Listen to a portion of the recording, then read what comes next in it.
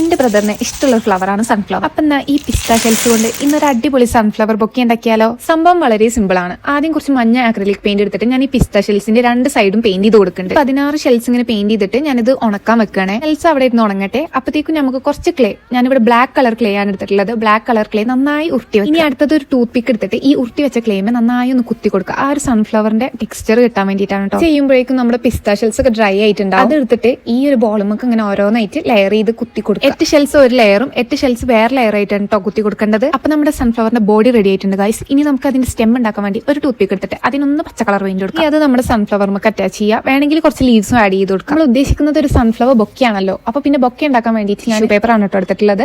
Tissue paper ഒന്ന് rap ചെയ്ത് കഴിഞ്ഞാൽ നമ്മുടെ സൺഫ്ലവർ ബൊക്കെ റെഡി. അപ്പൊ ഇനി അടുത്ത പ്രാവശ്യങ്ങൾ പിസ്ത കഴിക്കുമ്പോൾ അതിന്റെ തോട് കളയാണ്ട് ഒന്ന് എടുത്ത് വെച്ചിട്ട് ഈ ഒരു DIY എന്തായാലും ചെയ്ത് നോക്കിട്ടോ. സൺഫ്ലവർ ഒക്കെ ഇഷ്ടമുള്ള നിങ്ങൾ ഫ്രണ്ട്സ് ഉണ്ടെന്നുണ്ടെങ്കിൽ അവർക്ക് കൊടുക്കാൻ പറ്റിയ ഗിഫ്റ്റ് ആണിത്. അപ്പോൾ ഇന്നത്തെ വീഡിയോ ഇഷ്ടപ്പെട്ടാൽ കമന്റ് ചെയ്യാനും സബ്സ്ക്രൈബ് ചെയ്യാനും മറക്കല്ലേ.